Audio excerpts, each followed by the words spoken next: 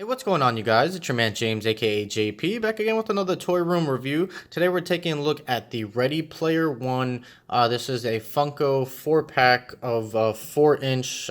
I guess just action figures. I don't think these have an actual name, or like the Funko Pops. You know, they're the pop vinyls.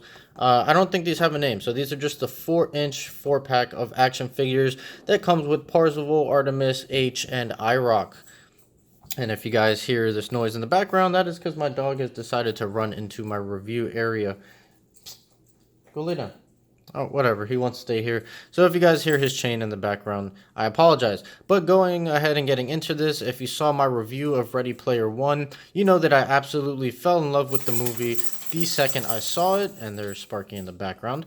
So I immediately wanted to pick up some toys from the movie. I didn't really like the Pops too much, the Funko Pops, just because they looked a little too cartoony. I like the more realistic version looking of them. So I picked this up for $12.99 at GameStop. Everywhere else is $30. Walmart has it for $20, but GameStop has it for $12.99, which is an absolute steal. So coming right up here, you can see the open window fully displaying the figures. You see it says Ready Player One, and then it lists all the characters right there, and you get a little image of some of the characters, and these are some other characters from the movie, so I'm hoping we get more box sets like this in the future with some more of the characters. It'd be nice to get a nice full set. On the top, you can just see some of the characters continued with the Ready Player One logo, and then coming to the back, pretty much the same thing again. And on the sides, you just get the Ready Player One logo on both sides. So that's pretty much it. Let me go ahead and get all these figures out of the packaging, and then we'll take a closer detailed look at them. All right, so we're gonna get started off first with articulation. I'm just using H as an example. They all have the same articulation. So their heads are on ball joints, so they do move left and right, and they do go up and down a little bit. All the arms do go up. Some are hindered by their clothing. Parzival has a little vest, so his arms don't go as far out, but all the arms do go out and they do go forward and back. They all have single joints at their elbows.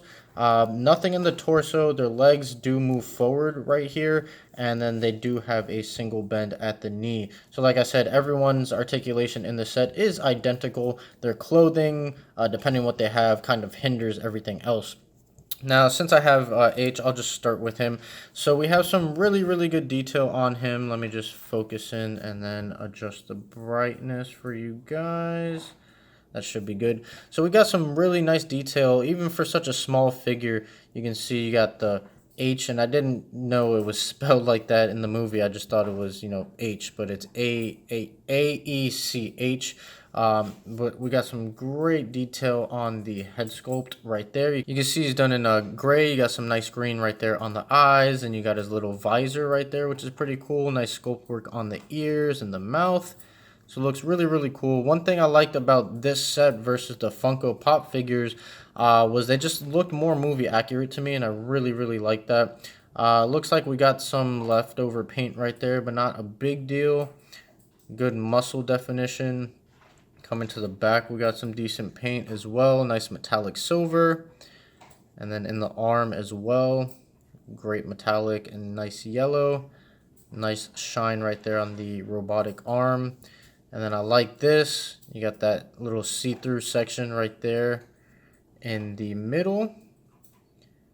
And we got nice brown belt, some green pants, nice sculpted wrinkles.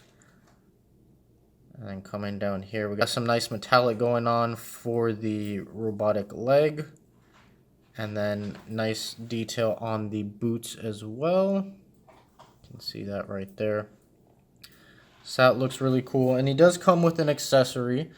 He comes with this little gun right here, kind of like a rail gun, shotgun looking thing.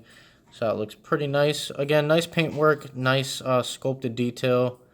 You can see the double barrel right here. If we can focus in, but probably not. There we go, double barrel. You got the drum right there. And he holds it. He doesn't have any trigger fingers. So it's kind of, let's see, he's got like this hand right here that's kind of like a trigger finger. So if you just kind of squeeze. So that's I think the best I can do as far as getting him to hold it, or her to hold it, I should say. Spoiler alert if you haven't seen the movie. But you got it like that. You know, it doesn't look too bad. You can probably get him to hold it with the other hand as well. But there you go. So that is H. Now moving on to, I guess we'll go to IROC, and then we'll move on to Artemis and Parzival. Here is IROC. I'm not really sure why he was included with this set. He wasn't such, I mean, he was a part of the movie, but he wasn't such a main character. It would have been nice to see some of the other of the what was it, High Five, I think they ended up calling themselves at the end of the movie.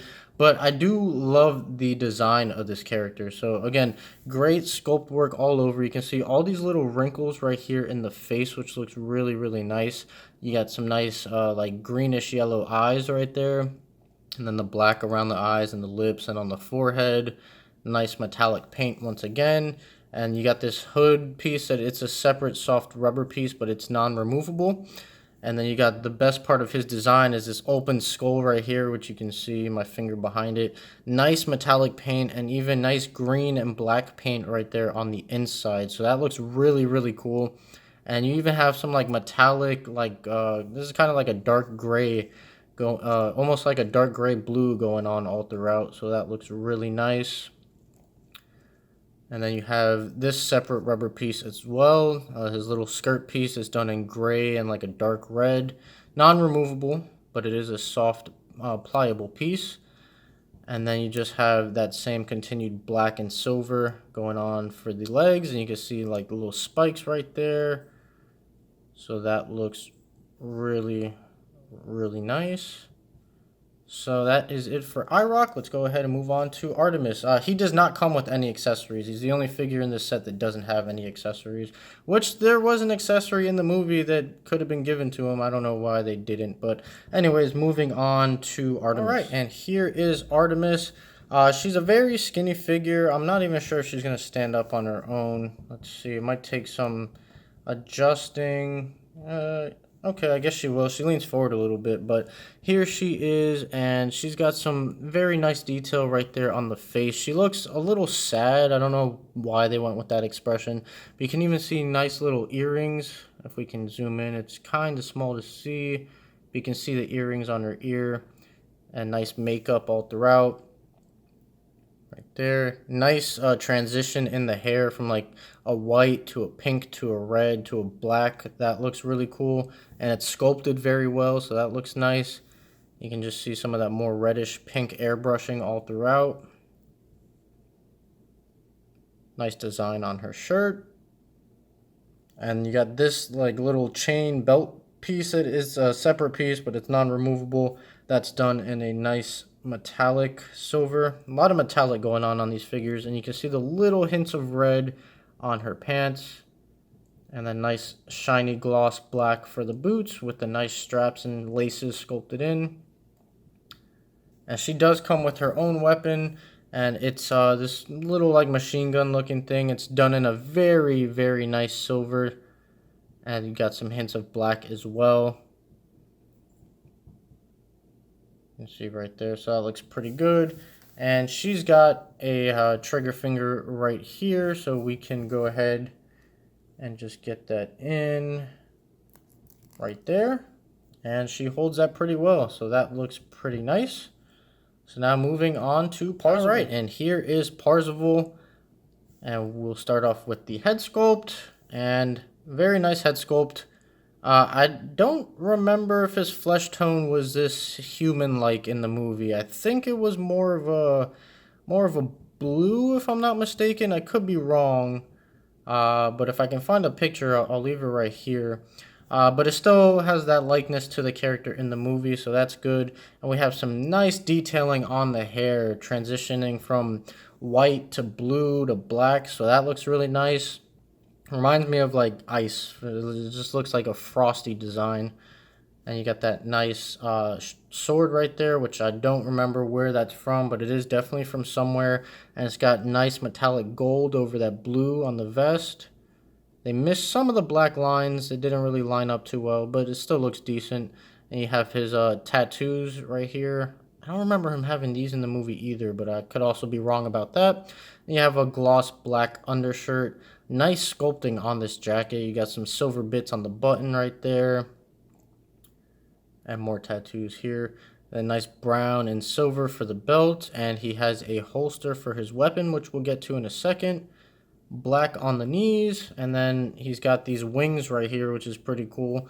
Nice golden wings and his blue shoes. So that looks really cool. I don't know if that's a nod to Hercules or not.